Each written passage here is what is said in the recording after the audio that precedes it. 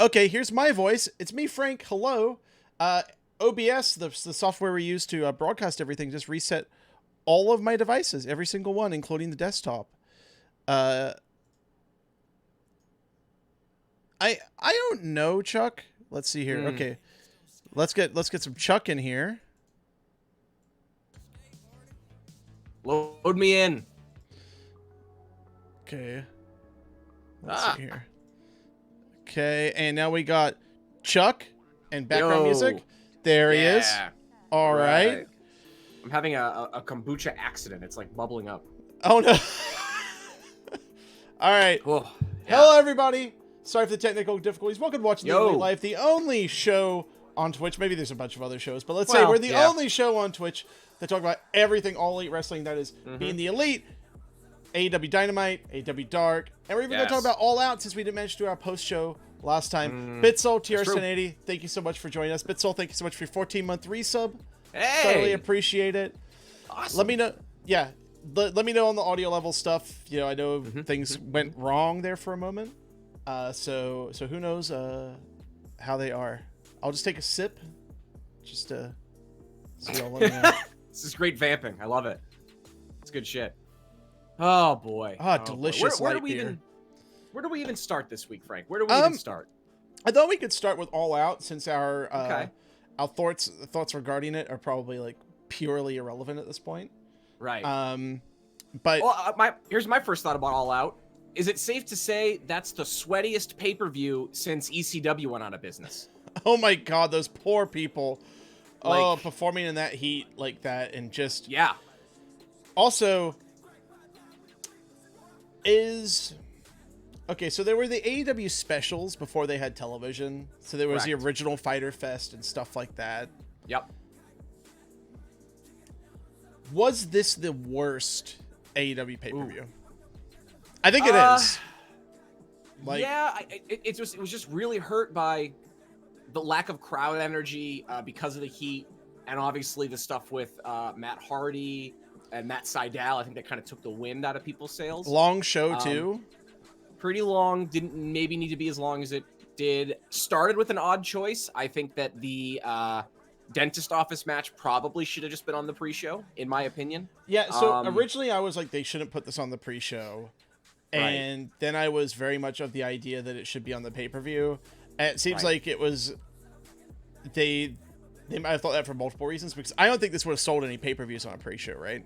No. And it also just like gave the show weird energy coming out the gate. You know what I mean? Like, especially because you mean someone getting stabbed with a syringe gives the show weird energy to start with? Well, there's that, but it's just like, and the match that actually followed that was an amazing match to kick off the show, you know? So it's like, not the best decisions in the world. Yeah, but. I actually thought like the dental office match was like pretty cool. The fact that they were able to do a feud blow off where one of the people is legitimately legitimately injured and couldn't work. Right. So they just found a way to do it, which is really impressive. I kind of thought they were going to use this to keep the feud alive, but I guess they're just like, hey, you know what? It's time to move Big Swole onto bigger things. And also, Britt Baker's been a ghost since this. Yeah, I wonder if they thought she'd be further along in her recovery than she ended up being. It's a pretty aggressive recovery anyway. Yeah, absolutely. Yeah, but Cena-esque. AEW does often do this, where it's just like when you have a very high-profile wrestler like a Britt Baker or Brian Cage or Lance Archer, when they lose their match, they usually go away. Right.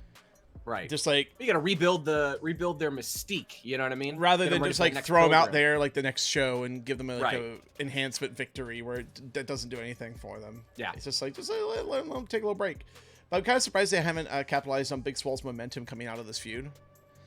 Like, why we don't have Big Swole like on the mic just be, I beat Britt Baker. I told her I was gonna beat Britt Baker. I stabbed her with a syringe and now she's dead. Well, it seems like they've been. It seems like they've been sidetracked with this Thunder Rosa thing. You know what I mean? They've kind of like it's sort of found money and it caught fire right now. Right. Yeah, like that was fine. I don't have graphics for everything. I just want to run through the show really quick. Sure, as you were saying, Young Bucks versus Luchasaurus and Jungle Boy. Very good opener. Wow. we all forget because the Bucks don't wrestle on TV that much. Right. Maybe putting it out there. Let's have the Bucks wrestle on TV a little more. Yeah, I think that's probably a good idea. Yeah. Because holy shit, it's great to see them just go. And the way in which Jungle Boy has grown as a performer in front of our eyes is just like crazy. And thank God they had Luchasaurus out there before the crowd like fell asleep. Because 100%. You get to see him again. He's a completely different wrestler. Completely different wrestler. Yeah, with an audience. Yeah, same with Orange Cassidy. Absolutely. But man, Jungle Boy, so good at playing Ricky Morton, as they say, as Joaquin would say, dollar in the mark jar.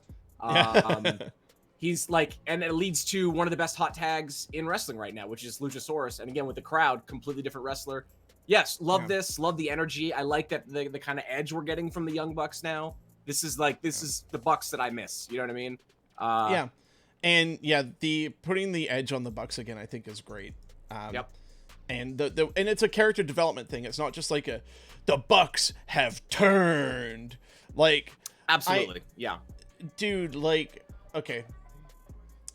I watched the thing that people were really excited about, which was like Cedric Alexander turning on like Ricochet. Right. And it's just like joining the hurt group, hurt gang. Hurt business. There we go. I by the way, I think that they're like a legit great stable. I think it's absolutely. Awesome. Yes. But it was just like one of those things where it's like, wait, like, were they beating him up like a few weeks ago? And like, it's like, and then he's like this like big babyface guy in the ring. Yeah, I'm a happy babyface. I'm gonna like hot tag my partner. And then like halfway through the match, he's like, and now my demeanor will 100, my demeanor, body language, and everything about me will 100% change on a dime. And then when asked to justify it, it's just like I was tired of being downtrodden. It's like, then show that. Show the guy being. That's not telegraphing. That's a story. Yeah. Like, well, Frank, but they got you. They swerved you. What swerved. A moment! I watched the clip of it on like Streamable or whatever it was. Yeah. Oh man. But yeah, I think the development for the Bucks has been great. Looking forward to it. Okay, Casino Battle Royale. This is like the thing where AEW has been tweaking the formula for a very long time. We're still not there yet. We're not there yet. We were getting there until the end of this match. Yeah. Well, what did you think of them doing like the individual entrances? I think it's about fucking time. I've been wanting that the entire time. Which is easier to follow, I feel like. It's easier to sort of like clock everyone that's entering the match. Yeah, I mean, before it was like you could see who were the afterthoughts in the match. Like, absolutely. They would use one of the afterthoughts as like a dark horse in like the final four, and that was about it. But so this was really interesting. I like the idea of the stables being in here too. I like this was kind of like Eddie Kingston not just being a manager. Like the idea is that like Eddie Kingston is like the singles wrestler of his crew. No wonder he wants to be surrounded by tag teams. They can't compete with him. I mean, like he's got something going on. There's an angle that we don't know yet with Eddie Kingston. I mean, you don't keep winking at the camera for no reason. I mean, that could just be his deal, right? Like that's. I love him. He's just like evil Bugs Bunny at this point. I love it. Oh, he's the best. I could watch him, read from the proverbial phone book. Well, I mean, we're going to talk about that after we talk about All Out. Okay. Yeah. So I thought this was going pretty well until they did some dumb shit. Number one dumb shit. Darby Allin's tack body bag powerbomb that resulted in everyone getting tacks all over them in a battle royale. That was stupid. Like, get those out of the ring, guys. I think the ref got one stuck in their hand. Like, just like it didn't need it. And this was like not to mention Darby Allin taking a blind bump to the outside is just. Apparently, he's done this before. This is like one of his signature indie bumps. Well, but I don't care. I don't want to see it. Stop doing that. Yeah, because it didn't mean anything. Right. Like, I understand he has this ongoing feud with like Taz's crew. I get it. You didn't need to kill the guy and also just have everyone else rolling around in thumbtacks for it. Like, look, they're trying to escalate, and it's really hard to escalate when you kind of started with thumbtack skateboard. I mean, that's a big problem I think AEW is running into in general, which is like this show was gory. This was like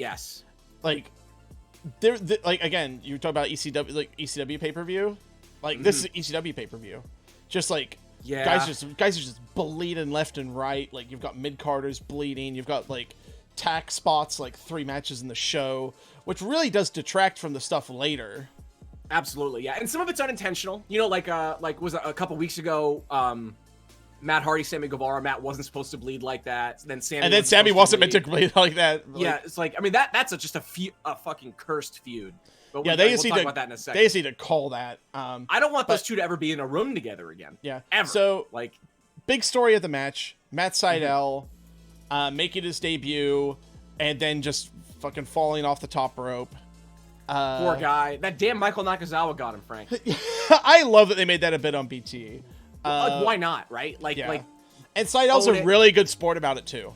Yes, absolutely. He's actually so this seems like it's more than just a one-off thing, because this Tuesday, September 22nd, he's actually wrestling Sean Spears in the main event of the Late Night Dynamite. That's airing after the new thing. Yeah. So are we gonna get a dark and a Late Night Dynamite and a Dynamite this week, Chuck? Yes, we are, Frank, and I'm really looking forward to all the wrestling. I love it. Here's I love this company. I love watching this wrestling, but it's too much. Stop it. Too much stuff. Yeah, like that's like the main criticism we have of a WWE is that, like, I'm a completionist, right? Like if I'm following something, I need to see all of it. So I feel like I'm keeping up with all the stories. And so in AEW, you're really rewarded. You're really rewarded for paying attention. Absolutely, but like, you know, I don't want to watch 7 hours of first-run television. Nor do I actually want to watch 4 hours either. And that's what they're giving us this week. It's just too much. Like I can do a Dynamite, and I can do like a 45-minute dark, and I'm good to go. You know? Late Night Dynamite is clearly just to try and grab some people.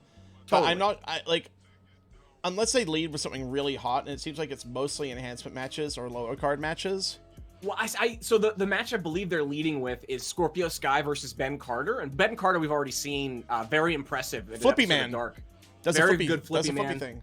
Yeah, it kind of gives me a little kind of Ospreay vibes a little bit, although not quite as athletic. But so he's wrestling Scorpio Sky. I think that's the opener. Weird move in that most of these matches aren't big names. I think they're banking on like Chris Jericho just being present on commentary to carry like the audience. But yeah, I kind of surprised they didn't just like burn like Sydal and Scorpio there. Yeah, that exactly. It's just very odd choices for who's going to be on the show. But I think the wrestling's going to be great. Or take some of your tag teams. Like, why isn't Phoenix just wrestling on this? Like, well, and also a guy who can like blow people away. If you're trying to build a new audience, like, you know, the hallmark of AEW is tag team wrestling. This is like the first AEW show I've ever seen with no tag team matches. Why isn't Luchasaurus on there? Like, why aren't the people who are getting like also getting put over during the like NBA broadcast? Like Luchasaurus Jungle Boy getting put over, like. It almost feels more like just like an obligation, right? Like they don't expect this to get any eyeballs, so they're just like, we don't want to give away too much stuff that no one's gonna see. Yeah, I'm guessing. But they're kind of banking on their average getting viewers, which, you know, more power to them. Like that's confident. But like, I don't know, if I were them, I'd be leading with like Chris Jericho and like, I don't know, throw him in there with like Trent. Yeah, why not? Like, just do something interesting. Totally. But yeah, like I said, weird move. We don't got to get too into the weeds on Late Night Dynamite. Exactly. Okay, so the finish was this weird thing where they said Eddie Kingston doesn't like snakes, and Jake held the bag up, and Eddie wasn't really eliminated, and it was just a mess, just a horrible mess to end it. I am glad though. So in the moment, I clocked that Eddie Kingston, he went, through the second rope and then was knocked off the apron, and then they, rang the bell. I'm glad that was paid off. I don't know if it was a mistake or not, but they're making an angle out of it anyway. And so I'm curious to see where that goes, whether that means he gets a title shot down the road, or it's just to set up some kind of feud with like either a Lance Archer or perhaps a John. Like, I don't know where they're going with it, but yeah, they're moving forward with as many threads as they can. Exactly. Okay, so Lance Archer goes over, gets his match with Mox. So Mox gets another Monster of the Week. Dude is like Undertaker cursed with like fighting larger opponents. Like, where man, I can't wait for Moxley Giant Gonzalez in 2 weeks. It's gonna be great. This is like what Brett like had like during like his like big title run, where it's like, okay, this week you got Yoko, and it's just like, fuck, man, like just. Or with Brett, boxing. next week you got a dentist. You're gonna wrestle a dentist. Yeah, like, shit. Yeah. We made you a large brother for you to fight. Oh boy. Yeah, boy. like. Here's the thing. Like the match that Mox had with Archer in New Japan Pro Wrestling is kind of awesome. one of the big matches that put Archer on the map and why he's in AEW now. So Absolutely. Let's do it all again, baby. Yeah, Let's do it all again. I think it's the right move. There's built-in story. We know they have chemistry. I'm excited to see the match. I am too, man. Like, I think it's gonna be really fun. Absolutely. So okay, Matt Hardy versus Sammy Guevara in a Broken Rules match. Hardy must leave AEW if he loses. So they take a stupid bump off a scaffold. Yeah. I don't know why this wasn't pre-taped as well. Like, that's the thing that was really confusing to me. Because I thought we were going into this as another cinematic match. Absolutely, yes. And I think that would have been great. Great for both guys. Like, Matt would look fantastic. It'd be funny. It'd be weird. Like, however, we had a cinematic match in Swole and Baker on this show that didn't quite hit those kind of highs. Right. Yeah, very strange choice. Not entirely. Yeah, didn't. Nothing about this match was good. I mean, we don't need to relive. I mean, there wasn't even really a match. Well, exactly. And obviously, like, they shouldn't have kept wrestling. They should have stopped it the second that Matt was, not responding to the referee. Like, Aubrey's the one who did the best here as far as, like, trying to control the situation. Aubrey said no, and then the doctor said no, and then the doctor said yes. Yeah. And then they went to the finish. And a finish where it's just like, you've got a guy who, at the very least, got his bell rung, climbing a scaffold. Stupid. And, but part of it's also really difficult because it's like they were attempting to physically restrain Matt Hardy. Correct. And he wasn't having it. But at the same time, you are making a television show. Just cut away. Yeah. Like that's what I don't quite understand. Like, just cut away. Yeah, I mean, this is the first time they've had to deal with a situation like this. And they dealt with it pretty poorly. In the end, we had Rebby Hardy on Twitter. Who was just like, Matt has a concussion. These guys are irresponsible, blah, blah, blah. Deleted all of that stuff. Showed up on Dynamite. Turns out Matt actually didn't have any post-concussive symptoms. Right. Passed his tests.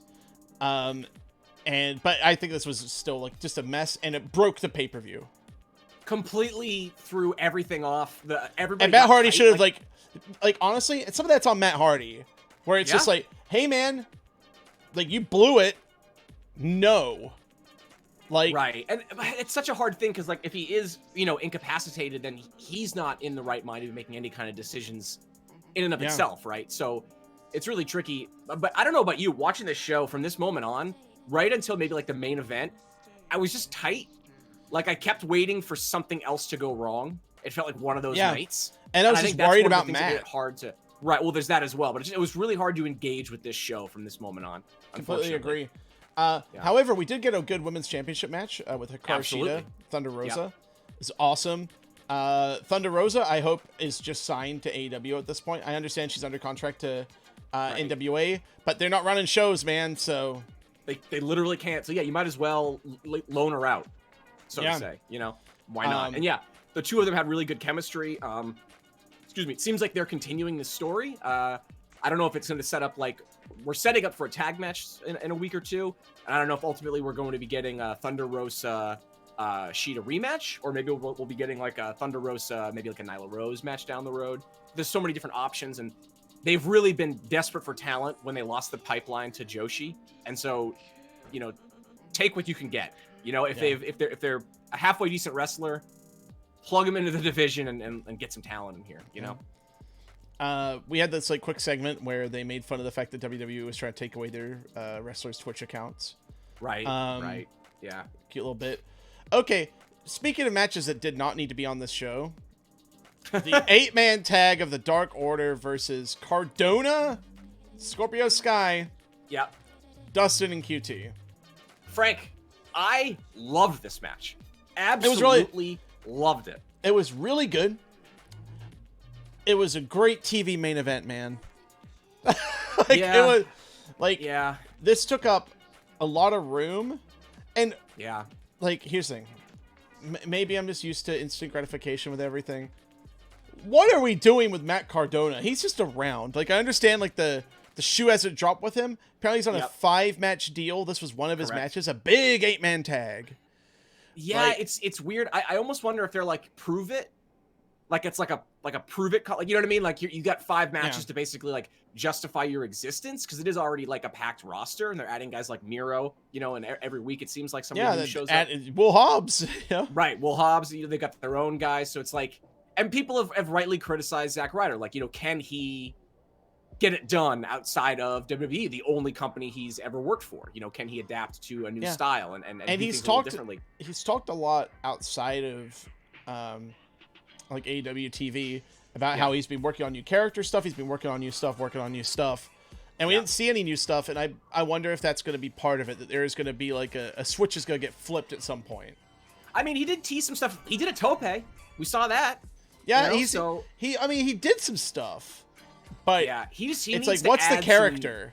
What's right? Like, well, there's that. What's the angle? Like, he needs an edge for sure. I wonder if we're just like biding time for like when Cody comes back, and then they can do some kind of program there. I thought for sure he was going to get a match for the TV title, or the TNT title rather. But he hasn't Cody. Yet, so yeah, like wouldn't that or like, even with I go to Kenny again here, Mr. Hey, Brody.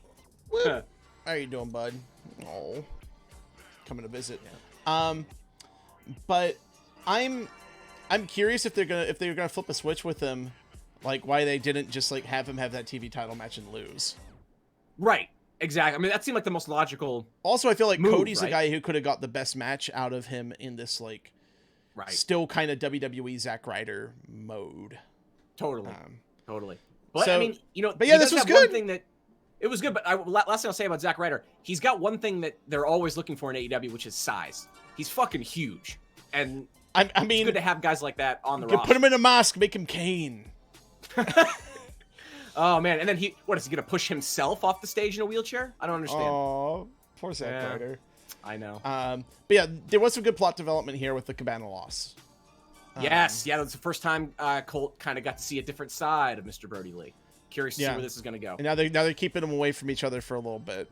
Kind of. Mr. Brody's just also he's got to keep it reined in, man. Yeah, well, we also get really interesting character development for Evil Uno, who's now become like good cop in this cult. It's very interesting. Yeah, it's a different take for him than we've seen before. So I'm curious to see what he does with this. Yeah, I think this is good stuff. Okay, so Kenny Omega Hangman Page versus FTR is a very good match. Yeah, it's a very, very, very good match. But it is long. It's very long, and they had a lot to live up to, and they didn't quite do it. Yeah, again, deflated crowd didn't help. The heat didn't help. The length of the match didn't help. FTR's diaper trunks didn't help. They're very distracting. Oh, they look like horrible babies. Dude, I for sure thought Dash's trunks were just gonna fall down. It was disconcerting. But dude, they didn't FTR did not hit the heights of the DIY feud here. They're still a step behind these guys, and that's a little concerning for me because I know they're an incredible tag team, but like they ain't Penta and Phoenix, they ain't the Bucks, and they ain't Hangman and Omega. And yeah, I mean that's it. So what are we saying? They're the 4th best tag team in AEW right now. And they went from being like the best tag team in WWE to the 4th in AEW. It's hard, man. What they do have going for them though is that they represent a completely different style from what we're usually getting in AEW. So I think they're useful to have around, and I think they're going to serve well as champions. Like these are guys you want to chase, right? So yeah, here's the thing. I love FTR, but I don't think they quite held up their end of the bargain in this one. That's Hangman and Omega were going for it. Great storytelling by Kenny, especially. Oh with my the leg God. and kind of like that story. And also like just Hangman's character throughout the match. Like we all walked into this knowing they'd lose, and they lost, and it made sense. Yeah. But the bit with Kenny at the end, of course, was very intriguing. Yeah, he storms out. He tells the Bucks to make a decision, and he hops into his SUV and heads to the. Almost hit Hangman with a table. Yeah, that was interesting as well. Like, we're getting a different Kenny now. We've been waiting for it feels like a year almost. But remember that like it used to be that like Hangman was the one who was winning these matches. Mm-hmm. And then in the end, it was Hangman who couldn't hold it up this time. Right. And just like the shift between this Kenny who like walked out of there, and then like Kenny shows up on Dynamite and he's trying to be a nice guy, trying to hold it together. He's still trying to hold it together. Yeah. But he's got snapped before Hangman. Like. Absolutely. Yeah. Well, and it's also like just the entire nature of their team. I think it just makes sense that the progression of this story and the way that Kenny is like, he's basically like even during the Dynamite match, we got a lot more information about, where his head is on commentary, but essentially like he never felt like they were a real tag team. Even when they were tag team champions, he never thought like he didn't want to be a tag team wrestler. He kind of got dragged into it almost. You know what I mean? Yeah. A victim of his own success. And so now he can do what he actually wants and live up to, other people's expectations of him as a singles wrestler. And I mean, we talked about this before. Him and Hangman have like very parallel stories about like expectations and, winning the big match, because neither one has done it. Yeah. I'm very much looking forward to the progression of this, but that's kind of like one of the hard things is like, this feels like not even a great episode of Dynamite. Yeah. This pay-per-view where it's like, we got plot development and that's great, but we didn't get any larger shifts.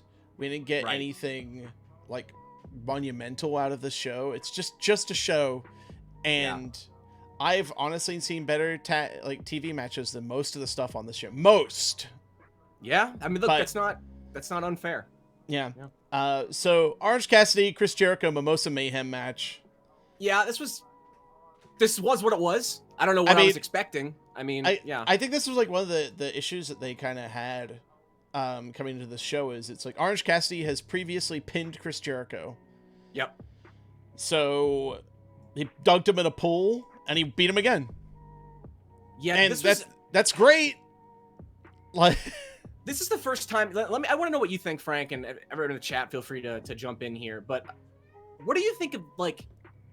I was surprised that they went with this kind of like series booking approach, of Jericho wins one, Orange wins one, then we do the rubber match. I know that Jericho wanted to build to this Mimosa Mayhem thing, so he could probably like sell toys of it and make extra money. But it's like, this typically isn't how they do things, and I think watching this match, we realize that like AEW's normal booking strategy of building to a big match and blowing it off in one go is the way to go. Because I did feel like there was no... Or you do this one first. You do this one first. Where it's like Chris Jericho is being humiliated by Orange Cassidy. Correct. So he beats him. But he hasn't been pinned yet. He hasn't been pinned. Exactly. He just fell in a pool. He's been embarrassed. He's got his orange jacket. He doesn't like that. And he gets really mean and beats the crap out of Orange Cassidy and wins his next match by cheating. Yeah. Beat a reprehensible human being. And then Orange Cassidy's one who gets the pin on TV in the rubber match. Yeah. And also, their matches against each other got better as they went on. The stuff that didn't involve someone going into a vat in this match was the best stuff that these guys have done as a team. Also, Prosciutto was stepping on my scanner. Sweet cat. Yeah, absolutely. Man, you're absolutely right. They kind of flipped things. Do you think this is like Chris Jericho? Because like, a lot of this feels like it's motivated by Jericho wanting to make Orange Cassidy. Like a lot of this, the stuff behind the story is from Jericho. Is this like Jericho just like doing bad habits he learned from the E? Like this sort of methodology. I love that he gave Orange Cassidy a pinfall on television. I'm sad that he botched the pin. Well, yeah. And this kind of maybe is like him trying to make up for it and make hey, Frank, it's a make good. When you can do a concert at Sturgis during the coronavirus, you can't not do it. You know what I mean? Yeah. Even if it means your match is going to suck the next day. So. Yeah. And what were the stats on that? It was an event, one of those spreader events. Yeah. So people were saying that it was like a super spreader event, but it wasn't a peer reviewed paper or like whatever. But it definitely says that there were more cases as a result of Sturgis. So fuck you, Chris Jericho, you dumbass. Well, and also Chris Jericho was like 100% like debilitatingly hungover. So there's that as well. Yeah, like he has not been looking great. This was one of his better performances lately.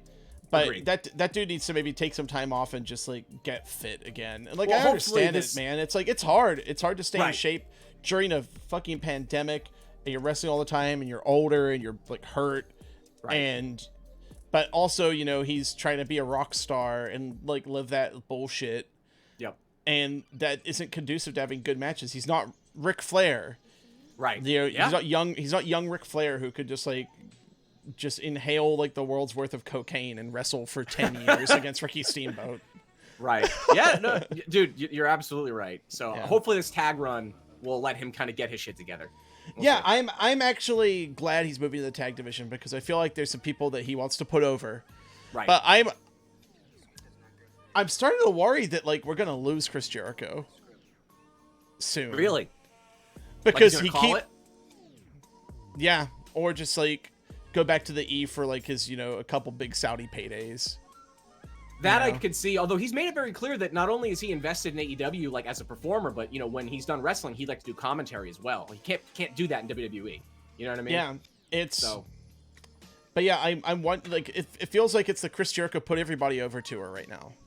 Yeah, which that's only got so much steam in it. So we'll see what happens. Yeah, I hope it works. I feel like them as a tag team, it feels like it's really going to be a mid-card tag team story, and it won't be a story for the belts.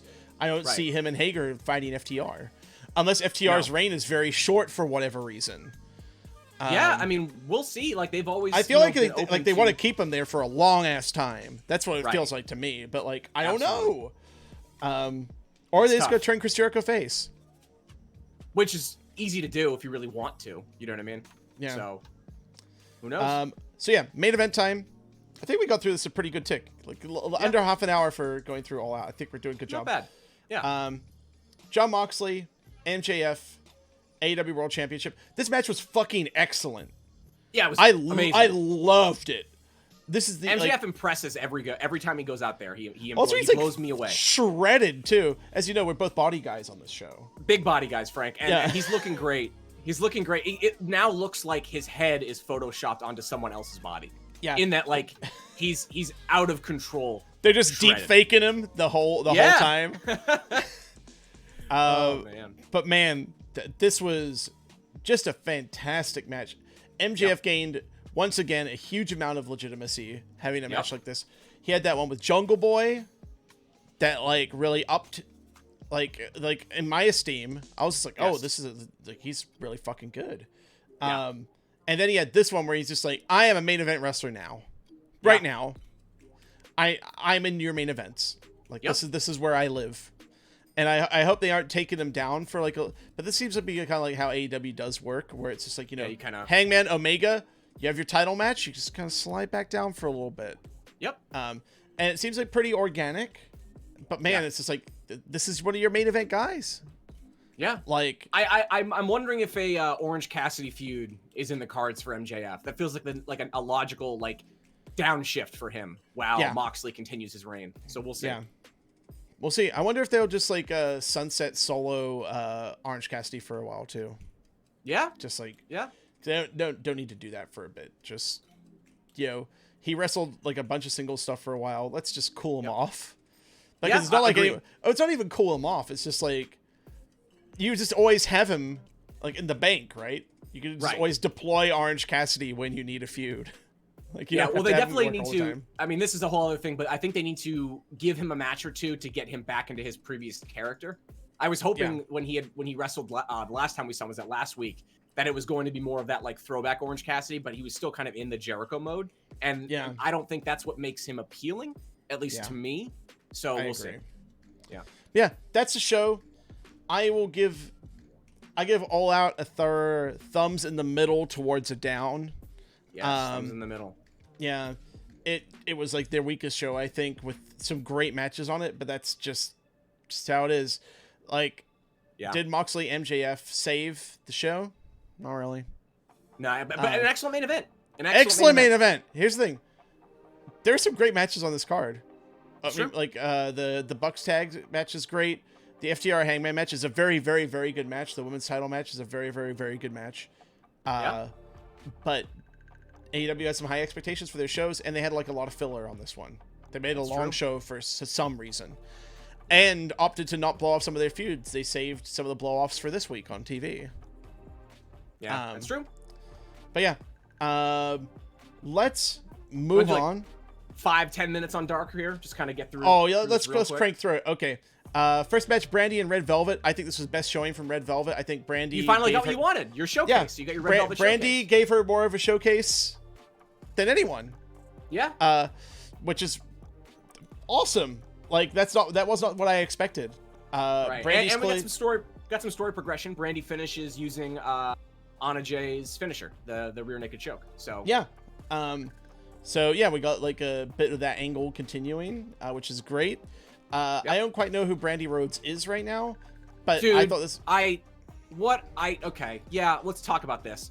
Yeah. What the fuck's going on with her? I don't understand. Like, yeah. Is she? What's her character? What's her motivation? Face? Is she a heel? Is she losing her mind? Is the Nightmare Family still a thing? Yeah. Is this action figure thing like a heel move? Because for a while they had the dynamic with Allie where it was just like Allie was the heel and Brandy was babyface. Very easy to get. And that kind of it didn't get complicated, it got muddy. Right. Well, because like, that's a problem. She's like transitioning back and forth between these multiple characters for like no reason, really. Yeah. Very strange stuff. Yeah. I think she could benefit from keeping things simple. I think a lot of the like AEW has like strong logical storytelling. Let's just keep it simple. Yep. But I think I think within by the end of the year we'll know like where this like whole Nightmare thing's going. Absolutely. Yeah. But yeah, I thought this was good. I'm glad Red Velvet got like a good showing in here. I think Brandy's looking great in the ring. Good match. Yeah. Butcher and the Blade versus. It was Daniel Garcia and Kevin Blackwood. This was fine. Yeah. The little peep looking dude. Yeah. I mean, hey, I don't know. Let's have some SoundCloud rapper looks for. Yeah, look, it's fine. Like some of the enhancement guys, they're making choices, Frank. They're making choices. I honestly checked out on this match. I thought I like everyone involved. I liked what I saw from like the enhancement guys. Yep. But yeah, like this Butcher and Blade kind of were running into the same problems that Santana and Ortiz were running into with their enhancement matches. Right. Where it's just like they're not really showcasing anything new. They're just having a match where they dominate. Right. It's just padding those stats, you know? And speaking of padding the stats, Penelope Ford versus Danny Jordan. Probably Penelope Ford's like best showing as far as like she didn't go 50-50 with the enhancement talent, you know? She like actually like dominated Danny and beat her, which is good. she usually is like the most giving. Right. She's like Kip Sabian. Yeah, exactly. Yeah, this was fine. Yep. But we have to dedicate at least a couple minutes to this next match. Frank, this is all we should be talking about. Brian Cage and Megabyte Ronnie. I'm betting it all on Megabyte Ronnie. Put it all out there. Megabyte Ronnie, man. favorite wrestler, new wrestler of Jeffrey Golden of Muscle Temple, renowned. It's the best gimmick ever. So like part wrestler, part competitive eater. Number 18 competitive eater, and a great look. Again, oh my god, body, he looks body like guys. Thomas Jane, but with a killer mustache. Like you know, the cat is hanging off the blinds. Oh my god, he's the greatest. I will be right back. One second, Chuck. Oh, he's got I will say I do like his hot dogs on his tights. She got down from the blinds. Oh no. Yeah, she was climbing the blinds, and then I was gonna save her. I just went no, and she just jumped down, so that was good. Nice. Good job. Megabyte Ronnie is my guy. Sign him immediately. I know you can't sign everybody, but like this guy's got it. He's the number 18 competitive eater. You gotta have him. Gotta have him. The stats they were reading out for him were hysterical. Yep. But man, the look. Also, let's just talk about that BTE bit right now while we're talking about Megabyte Ronnie. All right, yep, let's do it. He's a cake delivery man, but he can't say no to cakes. It's a terrible job for him. Yeah, it's not great, Frank. His delivery was so fucking funny. Like, I watched it before. These cakes. Oh my god. Lemon frosting. Oh my, Megabyte Ronnie was so just the look of this dude just walking down the hallway holding 2 grocery store cakes is like, oh, I don't eat these cakes. And the fact that like they just let the camera roll while Brandon Cutler makes his phone call, setting up like how important these cakes are for Hangman and Young Bucks relationship. He's just chomping away. It's so good. He is the elite of the elite. It's the best segment on the entire. I think it's the best segment of the year for being the elite. Just the greatest. His delivery was just so wonderful. I remember like just seeing him the first time, and I just like paused it. I was like, "What is this guy's deal?" Because I knew nothing about him, so I immediately like Googled, and it was like, so he was on a online. Well, no, not online. It was like a video promoting Hot Ones, the game show on Turner, and it was with Cody, and Cody was a surprise guest because like Megabyte Ronnie had been on he had been on like their other show, like the game show version, where he barfed into a trash can. Sure, I mean you got to do it. He says it's too spicy. Too spicy. Too spicy. But yeah, those wings. Yeah, he marked out super huge on Cody, and I guess it led to this opportunity here. Well, he crushed it. I mean, he did a people's elbow with the everywhere, like against Brian Cage. He was super entertaining. Yep. On Twitter, he was justifying the hot dog people's elbow. Amazing. Yes, he said, so it was just like, I'm not in on this comedy wrestling business. He's like, well, it's not comedy wrestling. He's like, the hot dog is added weight on the elbow drop. Dude, the best. And you take a bite, and it gives me that boost of carbs that I need to get through the match. There you go. Just oh man, owns it. I love him. Sign this man. I like, not to be a dick, but like, can't he just take all of Michael Nakazawa's minutes? I think I've had enough of the Turkish oil wrestling. Like, let's just give me one of Megabyte Ronnie. You know? Yeah, Megabyte Ronnie is. Give me Megabyte Ronnie and Peter Avalon, man. Oh yeah, let's go. Megabyte Ronnie and Orange Cassidy. Hot dog versus orange juice. Let's go. Man, that'd be like some great dark stuff for Juice and Orange's stats. Mm-hmm. Absolutely. Peter Avalon could lose to Megabyte Ronnie. It'd be great. I mean, Alex, I'm here for it. Oh man, shit. I'm amped. Okay. Will Hobbs, Jesse Sorensen. Jesse Sorensen looking like a nesting doll that lives inside Luke Gallows. A good enhancement match for Will Hobbs after his big. Well, I mean, we kind of glanced over that where it's like Will Hobbs was inexplicably in the Casino Battle Royale and had a huge showing. Apparently impressed Tony Khan, and especially in his match against Ricky Starks. Yes. How well he worked with like the smaller guys and made them like look good. Yep. And it was just like, okay, let's get this guy in here. And now they're pushing him. Yeah, now he's got pushed. It's awesome. Choo. Hop on that train. Yeah, some explosive stuff from Hobbs. Looked good. Yeah. Okay. Skylar Moore, Rache Chanel, Evil Ace, and Diamante. It was a match. Rache Chanel still has that static, that in-between static. Yes. But all of like Chanel's strikes looked awesome. Like that back elbow, so much. The Shining Wizard, but like runs the ropes really uncertain of herself. Yeah. Everyone worked really hard here, though. It's the character getting in the way of the wrestling. You know, there's that you gotta strike that balance. You know what I mean? But she's putting it together. Yeah, I thought Skylar Moore looked good here. Where's Lil Swole though? Yeah, you can't sign everybody, I guess. You know what I mean? Like she was good. Like it's not a bad idea to give Big Swole a friend, you know? Yeah. I agree. Why not? Yeah. Okay, so that happened. Colt versus QT. We're gonna just blast through this here. Colt doesn't want the rest of the gang out there. He has more of a relationship with Uno than the others. Some good character stuff. QT and Ali, we got some character development. You know, the tension is like higher. The commentary is putting over that like Taz essentially just being like, I don't even think they're a couple. Right. Like I think it's more like QT's obsessed with her and she's like a manager type who's trying to be supportive. In this match in particular, I was just like, man, I love the Excalibur Taz Veda Scott announce booth. Really casual, really fun, good banter. But paid enough attention to the matches to not detract from anything. But during the enhancement matches and stuff, made it interesting enough for me to kind of get through it. Yeah, if they just called the matches, it would be very dry and probably not as fun to watch dark as it is. Yeah, love Taz breaking down the technique for Colt on like the nerve hold and stuff, pointing out new purple gear, the Dark Order gear for Cabana, and then Colt using Mr. Brody's lariat finish. Yeah, he's bought in. He is Colt Cabana. He's part of the Dark Order fully. They just gave him that T-shirt. So it's a spelling mistake. So it's a gift. Okay, yeah, but no. This is again we're hitting an inflection point for Colt's character. You know, is he going to fully lean into this Dark Order thing, or are we going to start transitioning out of that and he's going to be a future challenger for Brody Lee? You know, I'm curious to see where they go with it. Yeah, I think he'll be a future challenger for Brody Lee and he'll lose. Yeah, sounds about right. Poor guy.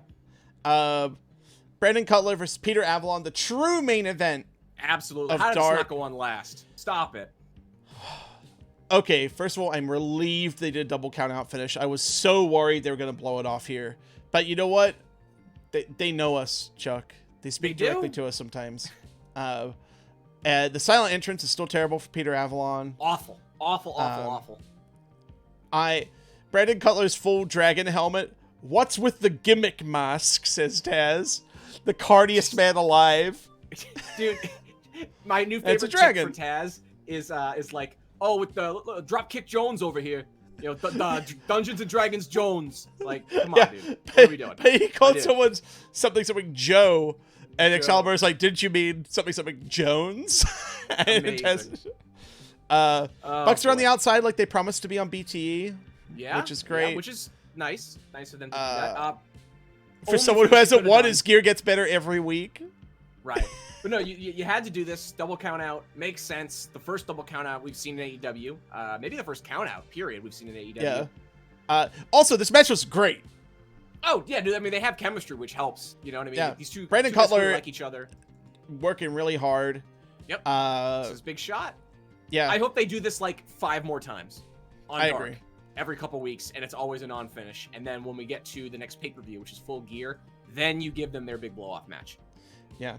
And let's try and get a little bit of this on Dynamite, huh? Just a little bit? Absolutely. Let's get a little bit in there. But don't worry, poor Sad Leva's in the end, in the ring, as the Dark theme plays, because no one won. Dude. Which I popped for that one. Like, I was just like, it was great. Play the Dark theme. So good. Taz's thing, she'll hug a book later. Library Jones. God. Okay. The weirdest, best names. Max with 2 X's stardom. Dante Smiley versus Chuck and Trent. Serious Chuck and Trent. They're very serious. So, on Max Stardom and Dante Smiley's entrance, would you say that the horns were Lana tier, like Lana theme tier? Oh, you wish. Burp. just the worst, like, default keyboard horns. Lana's music remains elite, okay? So it's hard to compare anything to it. But by the way, I believe she's still using that theme. Just putting that out there. Yes, she is. Max Stardom's gear? A lot of gimmicks on this Max Stardom. This was fine. Trying to show a meaner side to Chuck and Trent, that they're not meaner, that rather that they're serious. Yeah, they're going into this big match that they have. Yeah. I thought it was great. Dante Smiley's leapfrog was crazy.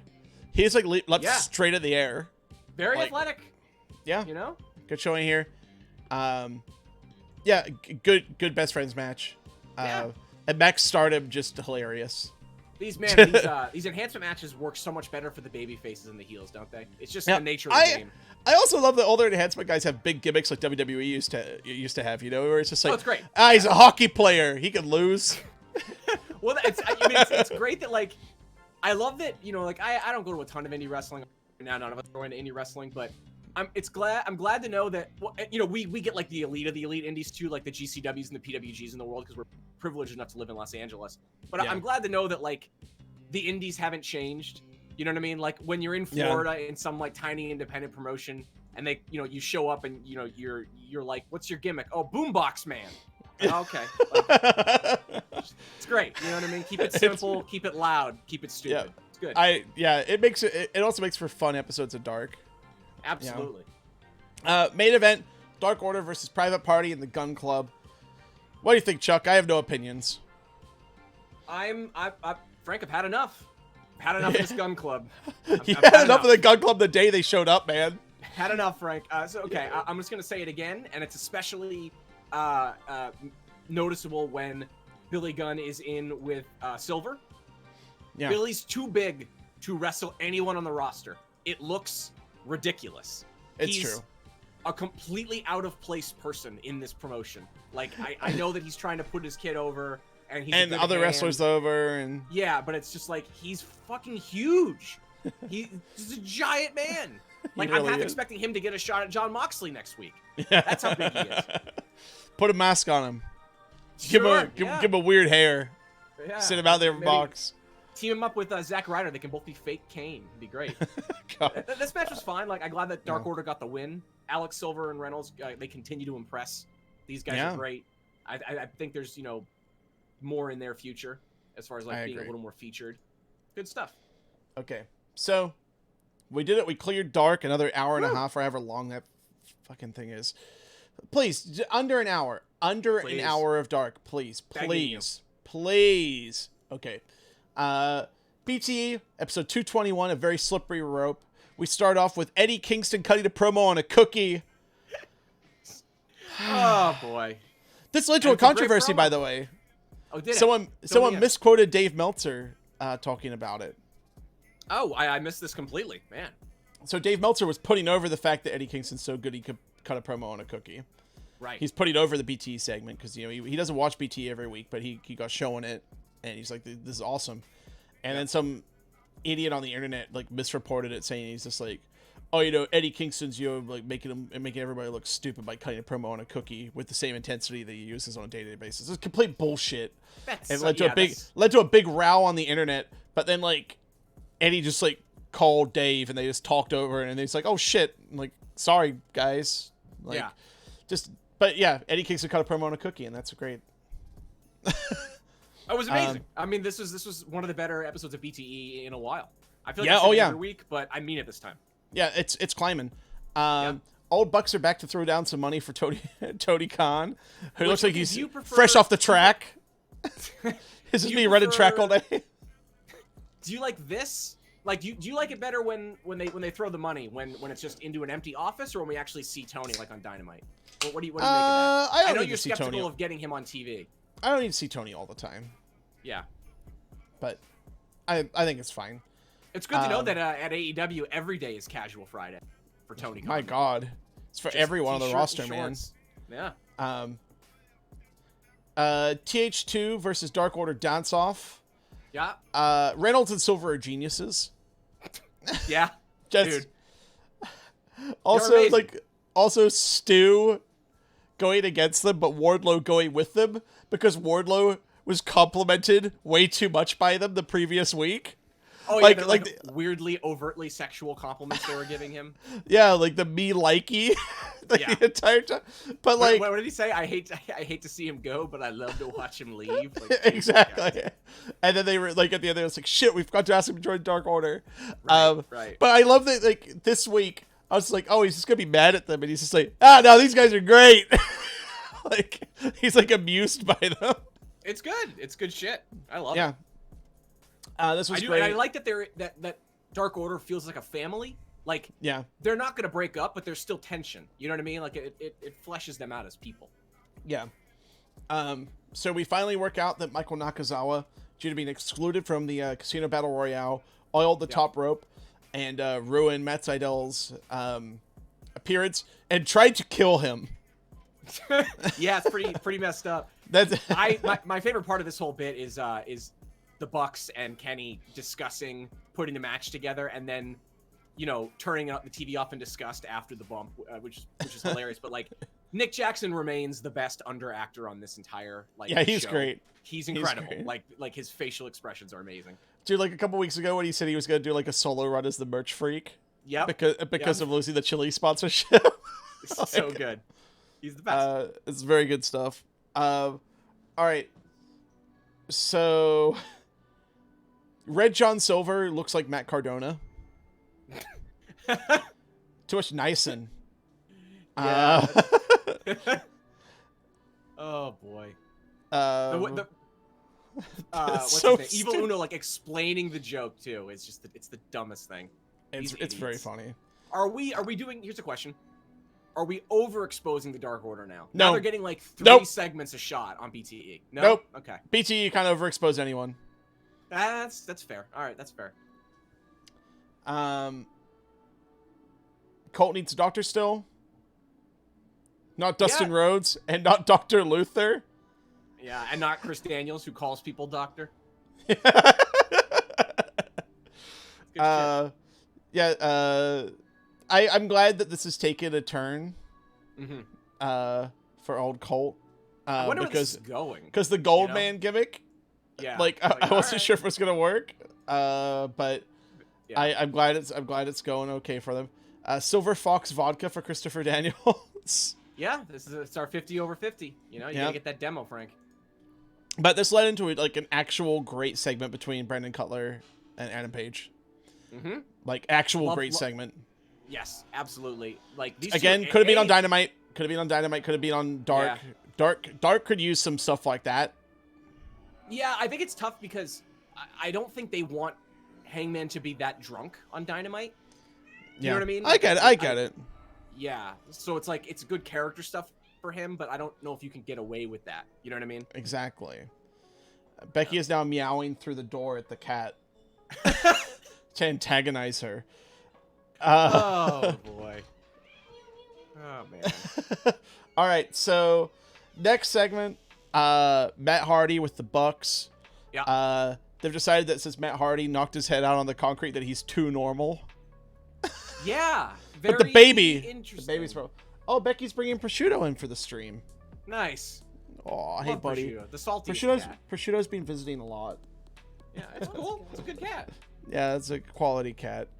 So yeah, what do you make of this? We're gonna do like a continue the Matt Hardy angle. Bye prosciutto, bye Becky. Yeah, it's curious.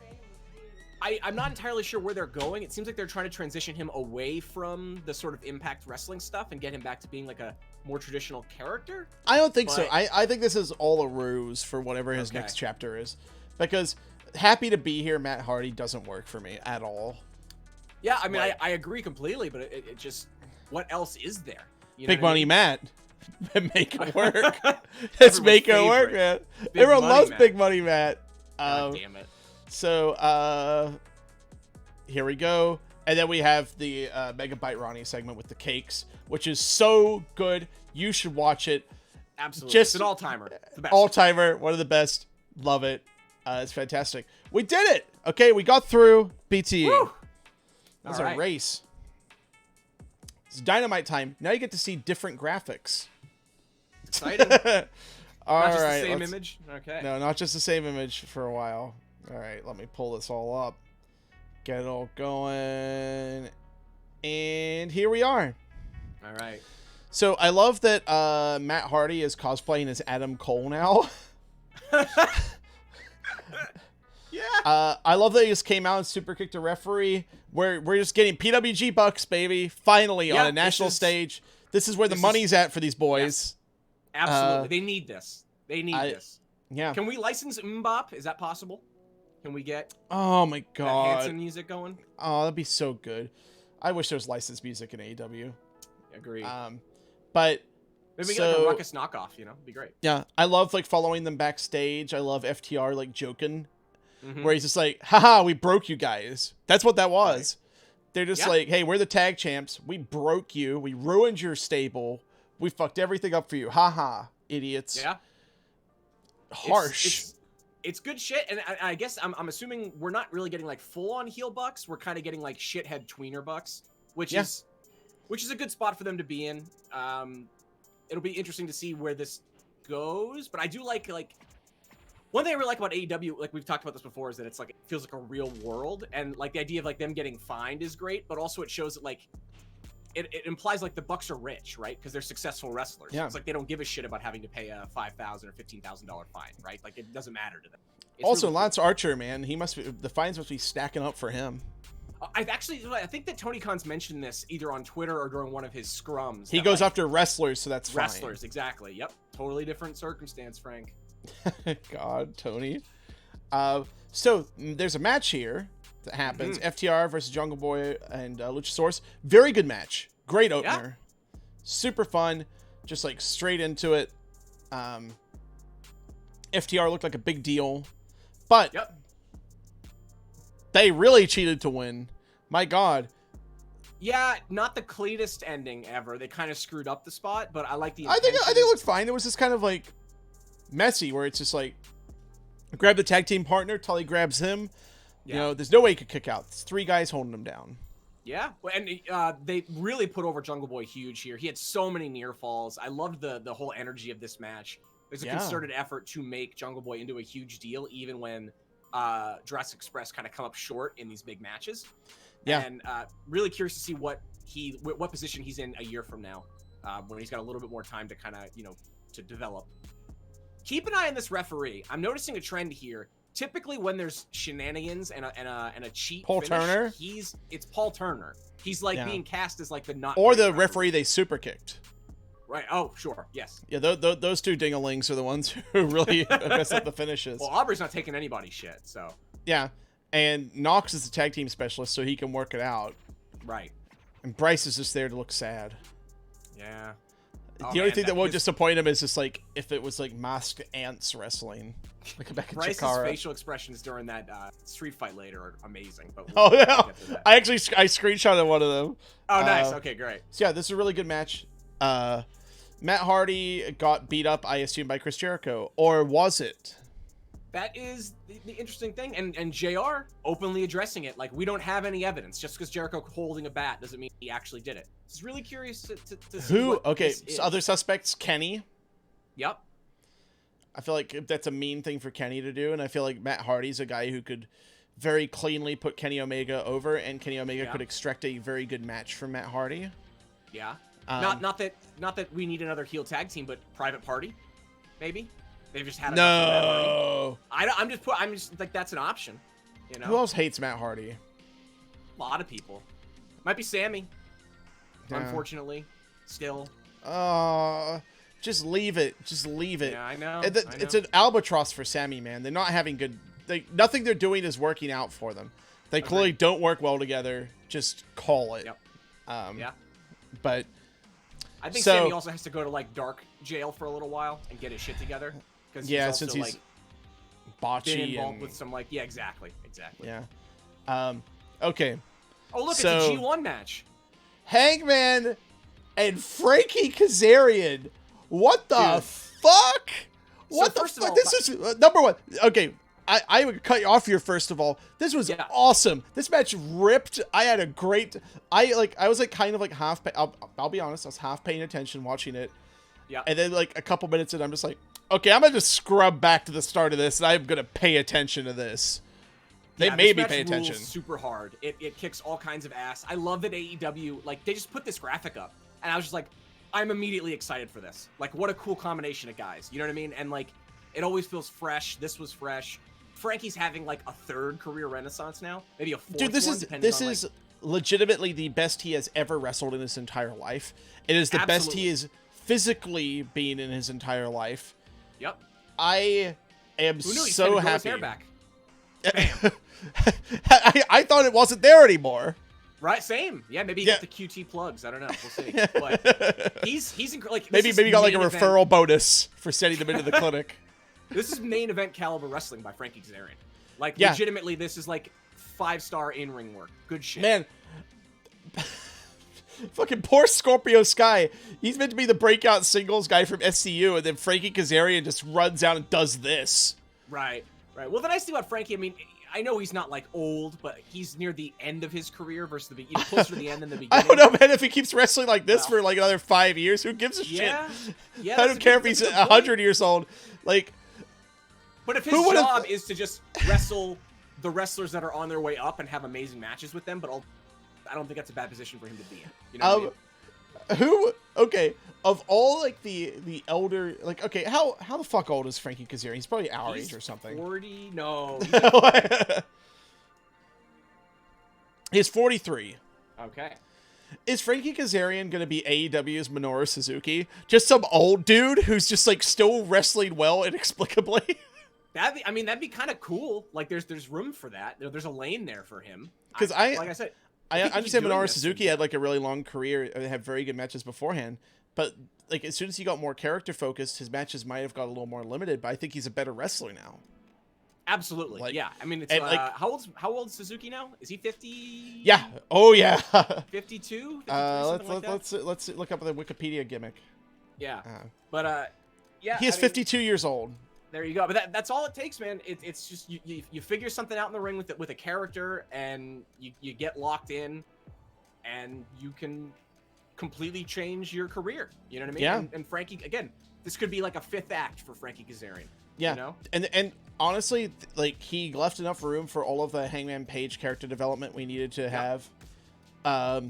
Where it's just like Hangman looking to the approval of the boys in the crowd after his big dive, stuff like that. Awkward look with Kenny walking off before the end of the match, really. Like the finish happened and he just bounced. Hangman half expecting Kenny to come into the ring, either to congratulate him or attack him. Very interesting. Obviously Kenny does more damage by not caring about Hangman than anything, which is devastating. Yeah, Meltzer gave this one 4 stars. Oh, totally. Yeah, I can see that. I mean, but obviously, like I think the real star of this match is Kenny on commentary, who's doing amazing tons of heavy lifting plot wise. You know what I mean? Yeah, I mean, like AEW is very economical with their storytelling. Yeah. I think early on it felt frantic, whereas like now it just feels good. They've worked out their settled pace. into a rhythm. Yeah. Yeah. So we have this MJF segment. Where do you think this is leading? It's interesting. He's just got to get into another program with somebody. I'm not entirely sure who that is yet. Yeah, like it seems like he hasn't got over Mox yet, but I don't need to see them have another match. No, at least not for a couple months. Do you think it's more likely that he starts his own group or joins an existing one? Maybe we could start there. I mean, this could be like the Horseman thing that we've been talking about. I mean, if he goes anywhere, he should go with Tully. Agreed. I mean, yeah, MJF and FTR doesn't make any sense to me. You know what I mean? Like, I think it kind of does. They're all assholes. Yeah. And then you've got Wardlow as the enforcer. What do you make of like the stuff the last couple of weeks where it's just like they're really ramping up that tension between MJF and Wardlow? Like he really like dicked him around in a way where he usually would kind of apologize for it. Like he'd kind of back off a little bit, and this time he didn't. Yeah, I mean, I like the little detail that we've established that Wardlow doesn't actually have an AEW contract. He's like a subcontractor through MJF, so that's kind of interesting. Yeah. So did MJF pay him for his dark match? Maybe. Who knows? Maybe worked on a deal with Tony K. I do think that whatever happens, they're gonna wait until they get a little bit more audience to like live audience to do that moment, because it's gonna like be a huge turn for him. So I don't know exactly when they'll pull the trigger on that. Oh yeah, because it'll make the reaction is what will make him. Mm-hmm. Like, it's just how soon can they get back to regular shows, and we still don't know that. Yeah, I mean they're in no hurry. You know these guys. Like AEW completely takes its time. Yeah. All right, what we got here? We got Technique by Taz, which I always love, and I love that he just uses it to put over his guys now. The multiple grips that one can use. Amazing. Really cool stuff. Like, Like this is that good shit, man. This is the stuff that's just for us, you know? Yeah. So Eddie Kingston segment. They beat up all these guys, but they have reasserted the Blade and Allie as a pairing. He's got to get his house in order, Frank. Got to get his house in order. So I'm liking where this is going, because I think we're actually gonna get a payoff to the angle. Well, we'll see where they go with it. I'm a little confused though, because it does imply that she just ditched him. Like there was no like larger plan or concerted effort. We'll see. Okay, all right. We'll see. This whole Eddie Kingston with Butcher and Blade and Pentagon and Phoenix thing is very strange. I'm digging it. It's just I don't have anything to reference, if that makes sense. Like this feels like completely this like guy new. Who manages like 2 tag teams kind of. Yeah, and is himself a singles wrestler, and they're heels, and he's like, hey, it's all new business. Yeah, look, I'm here for it. You know, the Mad King, he can do no wrong. Oh my God, Kat, you can't touch the stream deck. That's bad. That's the thing that makes the show go. Private Party, Jericho Swagger. Joe, I loved about this match is that Private Party didn't look out of place at all. No. Like I thought they fit in very well. I didn't think they felt like they were outclassed in like a way where I probably would have felt that, like 6 months ago. They're much more comfortable. Agreed. I will say one thing. Yes. Obviously, Frank, again, we've said this before. Big body guys, you and me. Yeah. Isaiah Cassidy's got to get his ass into a gym. What are we doing? I mean, he's getting bigger. He's getting bigger. It's your job. You think he's bulking right now? Like, yeah, I was actually, I pointed out my notes here where I was just like, week. I think he's getting bigger.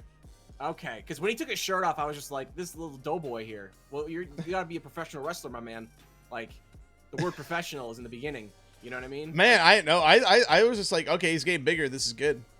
All right. Well, we'll see. I mean, hopefully, he gets a little more meat on the bones, Frank. You know what I mean? He's kind of a little scrawny guy, especially when he's standing next to Chris Jericho. Yeah.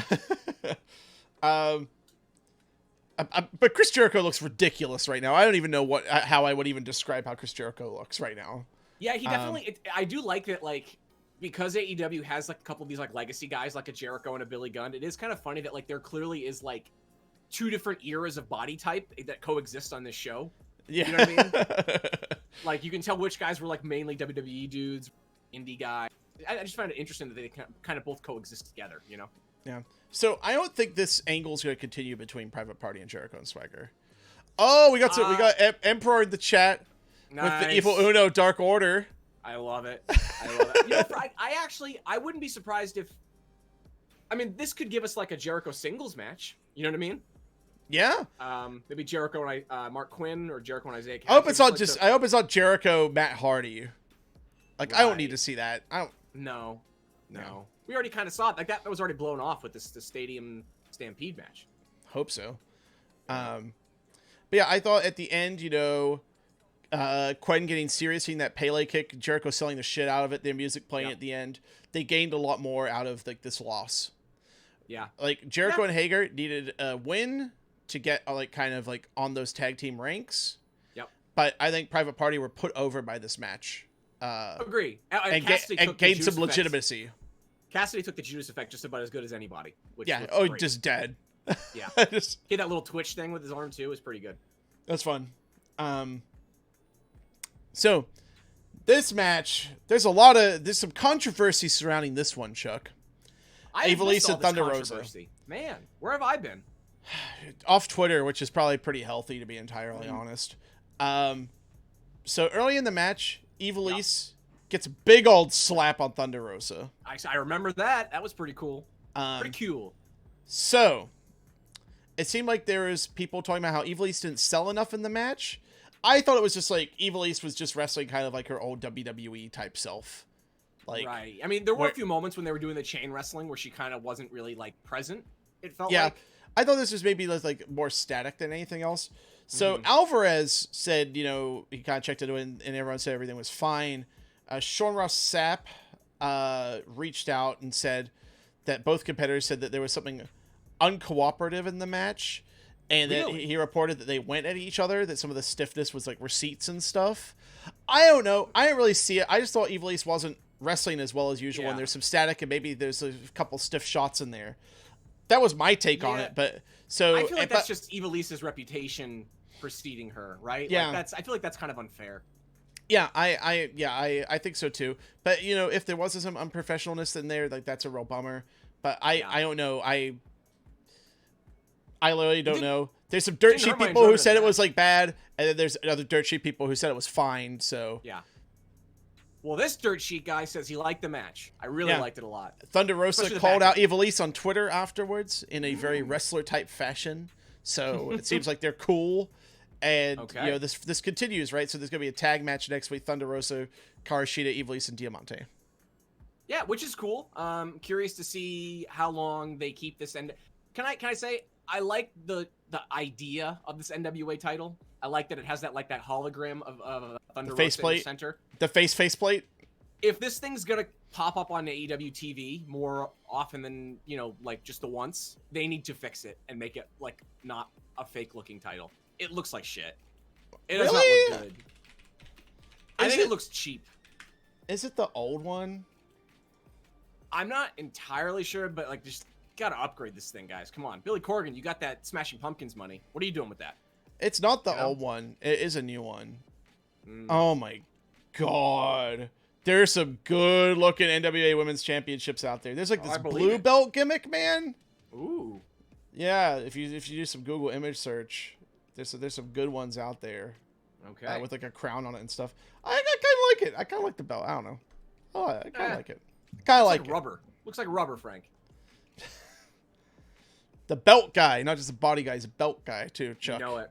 I mean, Frank. They're hot. I'm very into belts as well. Yeah. Like the big gold belt. It's just awesome. So yeah, this match I thought was pretty good. Yeah. No issues. Yeah. Like, it was a little rough around the edges, but like the harder hitting stuff I feel like is something we've missed since like Rio's being gone and Nyla's kind of being put on ice in this Vicky Guerrero thing. Yeah, that's a because I really thought that was gonna go somewhere where like Nyla would just powerbomb Vicky and Vicky's out of there. And now they're like doing this Vicious Vixens, whatever that is, and it is funny that they had that T-shirt with their like beach photo shoot on it. That's pretty funny. Yeah, that is funny. I just don't. Is this just to give Nyla something to do that isn't just murdering people for a while? If so, cool. Your guess is as good as mine, dude. I have no idea. I think it's because they were so reliant on Nyla in the main event that you can't just have Nyla wrestle all the time. Well, and also the other issue with her is that like, what else do you do with her? Is she just gonna wrestle Shida again? Yeah. I mean, I feel like Nyla Big Swole is that's a feud, right? Yeah. Why not? Probably have great matches too. Absolutely. Yeah, I thought this was good. Miro segment with Kip Sabian. Good stuff. So their gimmick is just Twitch. That's the gimmick. There's two goofy Twitch buddies. Yeah. Miro's character is super weird. Yep. I think it's just him. Because he is weird. Yeah, he's super weird. This is a weird character. I'm here for it. It's very strange. He's the best man. Yeah, he's the best man. And I guess Jericho said that it's going to lead into like a Mr. Perfect style gimmick. Interesting. Okay. Huh. Yeah. That he's going to be the best at everything. Okay, I'm not mad about that. That's pretty cool. So yeah. Again, a really weird way to introduce this guy. Yeah, is he a heel with Kip Sabian? Are they a tag team? What are they doing? I think it was just like, hey, his contract's up. Let's lock him down. Right. Give him something to do for a while. Yeah. I don't know. But yeah, it was fun. I liked it. So the big who will be in the teams I really like this idea, right? Where it's just like Jon Moxley doesn't have a whole lot of friends. Yep. Lance Archer has murdered everybody and doesn't have a lot of friends. What are they going to do? So Archer makes a deal with Team Taz, give Brian Cage a shot if he wins a title. Makes complete sense. Absolutely. But Jon Moxley's only friend is Darby Allin. Right. So what's he going to do? That's not He's going to get Will Hobbs. Holy shit. Will Hobbs. Willpower. Okay. Let's go.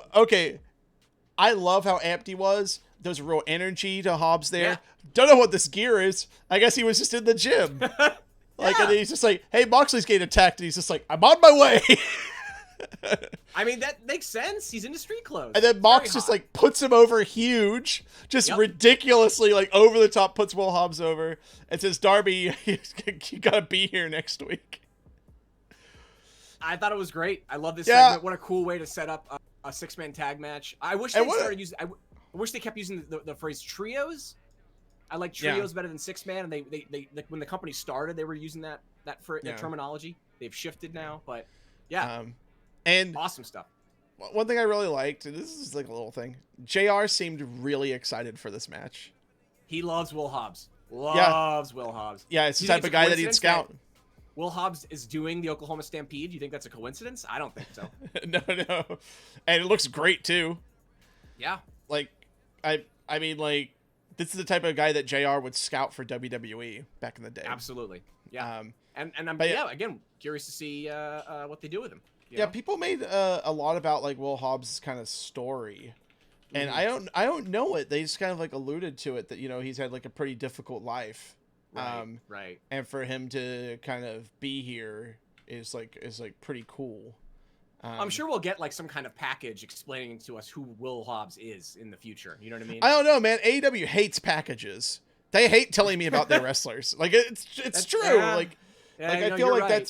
I feel like that would be like a really solid investment for the company, is to put some money into like your video editing. Like, you don't think Sunny Days can't do it all? I mean, I think I think Sonny and I think the rest of the production team is doing a really great job, especially considering it seems like they have to work pretty quick. Yeah. But like, and like, I know Dave Lagana like sucks, so don't hire him. But you think about those WWE Desire packages and stuff like that. What mileage they got out of stuff that already happened, right? Yeah. That, you know, like 20 plus years later, people are still talking about it. Like, and it's good world building too. Like it provides context that we need. Because I still think they need to tell people who the Young Bucks are. Yeah. Who's Kenny Omega? Like when they had that like on like it was like a special or something where they showed Kenny like training in the woods, and you realize it was to build the Jericho match. Yeah. You realize Kenny Omega's like a fucking lunatic. Like, great. And Joe, they didn't put it on TV. Yeah. And then they put like a little clip of it, like Kenny running with his mask on. And I was like, no, show me he's a madman. And then show me his weird anime house. Like, show me that Kenny's like weird. Weird anime house. I love it. But yeah, Will Hobbs, fucking awesome. Let's go. It's main event time. Okay. So, it's parking lot brawl. It's a fitting end to a feud that was built on these guys being mean to Trent's mom's van, which sounds so stupid, but Santana Ortiz would be real mean throughout this whole thing. Made sense for them. You know, they're mad they lost because of them, and it escalated. Okay, so Chuck, what were your expectations going into this? Because it kind of felt like they blew it off the week before, and we were kind of like, oh, bummer. Yeah. My expectations. So, I mean, obviously, I like all four guys, especially love Chuck Taylor, love Trent. I was basically expecting your cut and dry street fight. You know what I mean? Like kind of cinematic. Yes. Like they fight around, they hit each other with trash cans and stuff, and somebody takes a big bump that's pre-done. Yeah, and it's the main event this week, and I'm just like, that's kind of weird.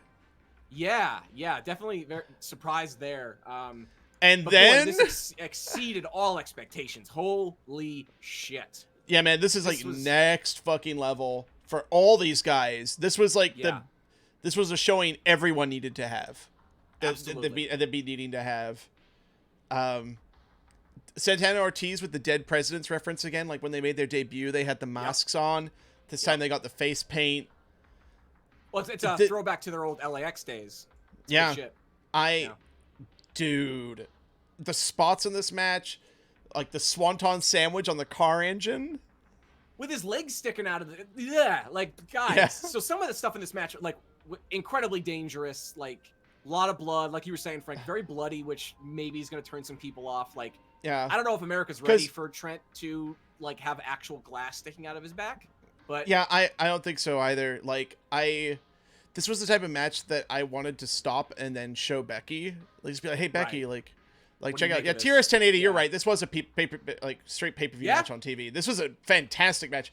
Like, this would have been co-equal best match if put on the pay-per-view on All Out. Well, and apparently, Frank, done in one take. Like no trickery. It's not a cinematic. It's just a match. Right. Yeah. Which Dave Meltzer gave 5 stars. Big 5. Chuck Taylor has 5 stars. It's amazing. Love it.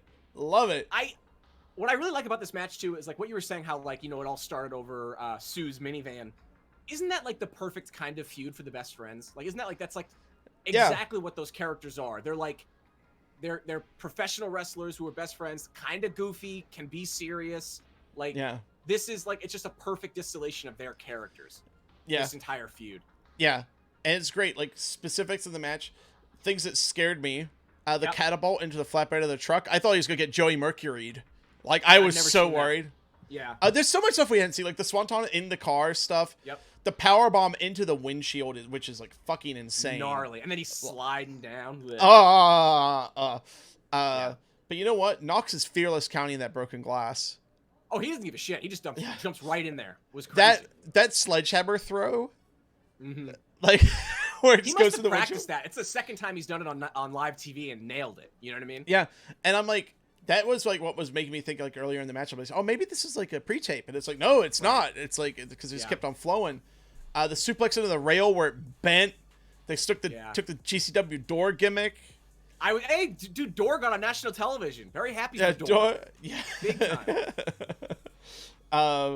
I can't believe like Joey Janela wasn't involved in the first appearance of Door on TV. Yeah, right. He's got to be pissed. Joey's seething. Yeah. Oh, maybe the Chris Jericho thing's to put over Janela and Kiss.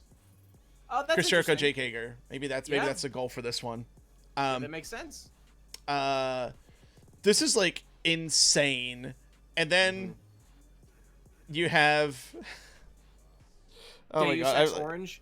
Oh yeah, I got a photo of like the power bomb here. Nice. Oh no, that's the swanton. This is the power bomb with Bryce's reaction that we were talking about earlier in the show. Poor old Trent. Man. But the Orange Cassidy in the trunk of the car was just hilarious. What a great bit. It's perfect Orange Cassidy. The big baby faces cheating to win. But they deserved it. They deserved it. Exactly. Like this is, Santana and Ortiz were the ones that escalated, were the ones that brought things to this point, and they get what they deserve, right? It's just a great story. Yeah. Brandon Cutler in the background just cheering was amazing. I was actually going to say, so Brandon was like very loud, and I'm a little like, you're drawing a little too much attention to yourself, Brandon.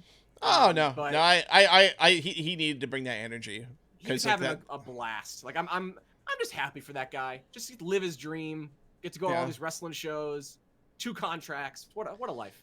Yeah, I thought he was great. I thought they needed him because they needed a louder voice in that crowd. That's a good point. He did bring. Brandon Cutler is what stopped it from being the NXT fake crowd.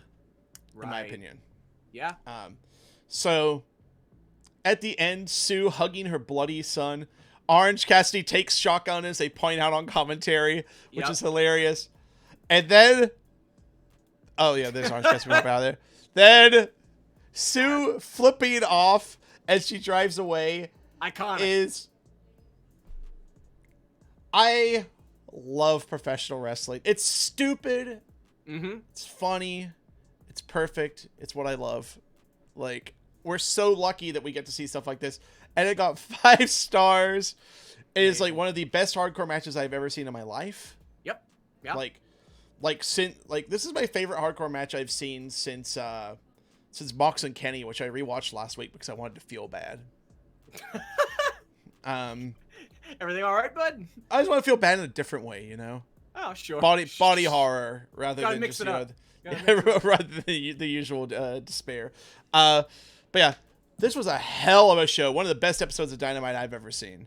Top to bottom, yeah. Yeah. And just like the effortlessness that we just get Eddie Kingston just talking every week. Yep. All bangers. Good shit. Yeah. Now, that being said, love this match. Don't ever do this again. Too much blood, guys. There's too much blood. Yeah. Find a way to get rid of the blood. Agreed. Because there's blood all over the pay-per-view. There's blood all over every episode of TV now. Just dial it back a notch. No one bladed to run off an audience. You know what I mean? That's all it is. It just don't and no run one off bladed casual here. Fans. No one but still, it's like yeah. Also, it's dangerous for your guys. You can't be doing this to them all the time. They'll get broken down. Like a match like this is like a career shortener for sure. Absolutely. Yeah. Yeah. Also, just a standout performance by Chuck Taylor. This is it's not just a performance that they both needed as teams. This was a performance he needed as a wrestler. Yeah. I hope we get some more of his now that he's kind of finding his groove on BTE as well. I'm looking forward to seeing a little bit more of that that character on television.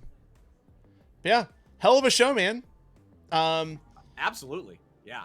I mean, it's pretty easy to work out kind of what our favorite match of the week was. It was that one. What's your second favorite? Ooh, I was thinking maybe Cutler and Avalon myself. Yeah, I mean, for pure story, Cutler and Avalon. Although I really Kaz and Hangman was really good in the like. Oh man, yeah, Evilise and Thunder Rosa also a great match. Yeah. Nah, it's for me it's Kaz and Hangman number 2. Yeah, you're right. The pure match quality of that was really good, and there was some character stuff. But Peter and Cutler was just my sentimental favorite.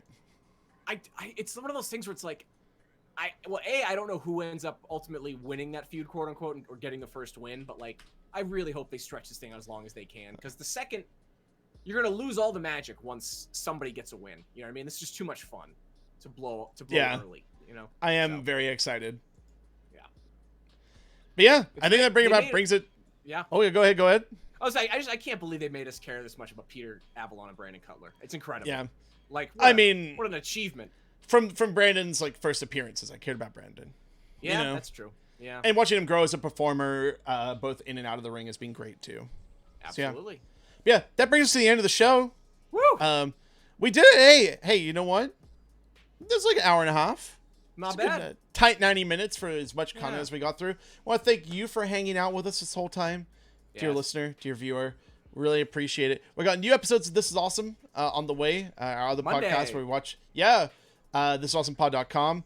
Got a big match. Chuck, do you want to tease the match for Monday's podcast? It is. It's that match from All Japan. That one. You know the one. It's that one.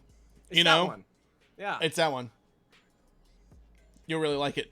But yeah, if you really want to help us out, really appreciate people following on Twitch, subscribing is awesome. Subscribe on YouTube. We want that custom URL at some point. We're kind of a little lost in the shuffle there, so if you want to hop over to watching the Elite on YouTube, give us a like, leave a comment. That'd be dope. I would really appreciate that. And yeah, if you're listening on iTunes, 5 stars is awesome. Suggest a match for us to watch in the comments, and we'll watch the match and we'll talk about it on This Is Awesome. That about covers the business, right, Chuck? I think so. Yeah, thisisawesomepod.com is the landing page if that's something you're into as well. Yeah. And plan is to be back around the same time next week, maybe Sunday, maybe Saturday. We'll keep you posted on our Twitter account at TIAPod. But yeah, until next week, you should watch Elite. Watch Elite. Yeah, that's the little jingle we do at the end. All right, catch y'all later. Bye.